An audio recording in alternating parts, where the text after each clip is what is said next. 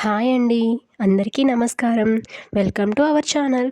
మన ఇంట్లో ఈ 8 మొక్కలు పెంచుకుంటే అష్టైశ్వర్యాలు, భోగభాగ్యాలు మీ ఇంటికి బారులు తీరుతాయని పెద్దలు చెప్తూ ఉంటారు. ఆ 8 మొక్కలు ఏవో ఇప్పుడు తెలుసుకుందాం. మొదటి మొక్క, ప్రతి ఇంట్లోనూ ఉండవలసినటువంటి తులసి మొక్క. అది కృష్ణ తులసి గాని, లక్ష్మీ తులసి గాని లేదా రెండూ కలిసి గాని ఇంట్లో పెంచుకోవచ్చు. రెండవ మొక్క, బిల్వవృక్షం లేదా మారేడు మొక్క. ఈ మారేడు మొక్కని ఒక హుండీలో కానీ లేదా మనకు ఇంట్లో మంచి స్థలం ఉన్నట్లయితే భూమిలో కానీ పెంచుకోవచ్చు. మారేడు మొక్క సాక్షాత్తు శివస్వరూపం మరియు లక్ష్మీ స్వరూపం కూడా. మూడవ మొక్క, పెద్ద ఉసిరి. చిన్న చిన్న ఆకులు ఉండి పెద్ద పెద్ద కాయలు కాసేటువంటి చెట్టు. దానినే అమలక వృక్షం అని కూడా అంటారు. అలానే ఉసిరి చెట్టు ఉంటే ఆ శ్రీమన్నారాయణుడే మన ఇంట్లో ఉన్నాడని చెప్పవచ్చు. నాలుగవ మొక్క ఏమిటంటే అరటి చెట్టు. ఏ ఇంట్లో అరటి చెట్టు ఉంటుందో, అలానే పెరటిలో అరటి చెట్టు ఉంటుందో ఆ ఇంట్లో ఐశ్వర్యం ఉంది అని గుర్తు.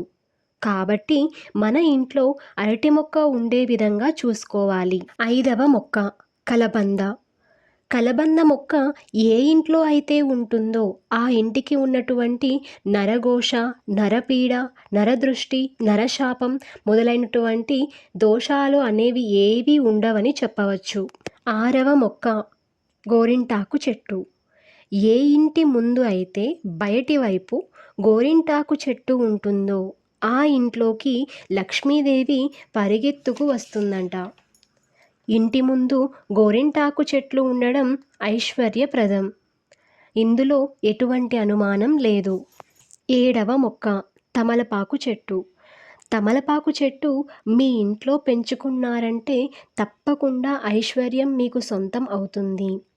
ఈ తమలపాకు తీగను ఎవరైతే ఇంటి ఆవరణలో కానీ ఇంట్లో కానీ మనీ ప్లాంట్ పెంచుకున్నట్లుగా గుమ్మానికి పైన కానీ చక్కగా పెంచుకుంటారో ఆ ఇంట్లో అష్టైశ్వర్యాలు కొలువు తీరుతాయని పెద్దలు చెబుతూ ఉంటారు. తమలపాకు అంటే నాగవల్లి దళం అని పేరు. ఈ నాగవల్లి దళం ఆంజనేయ స్వామి వారికి మహాప్రీతి. ఈ తమలపాకు చెట్టు పెరిగే చోట ఆంజనేయ స్వామి గారి ఫోటోని ఏర్పాటు చేయండి.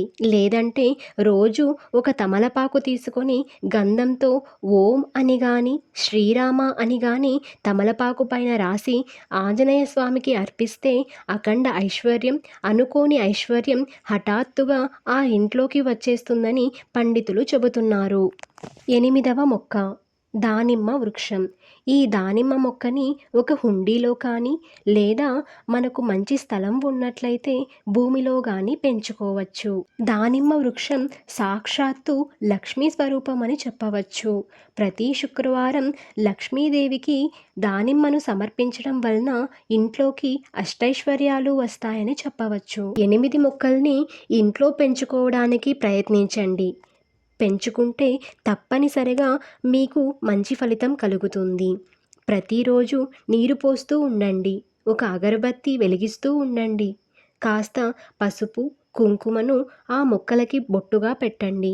తద్వారా ఆ వృక్షంలో ఉన్నటువంటి దేవత యొక్క అనుగ్రహం మనకి కలుగుతుందని చెప్పవచ్చు. ఈ వీడియో కనుక మీకు నచ్చినట్లయితే లైక్ చేయండి, షేర్ చేయండి, సబ్స్క్రైబ్ చేసుకోవడం మర్చిపోకండి. Thank you for watching.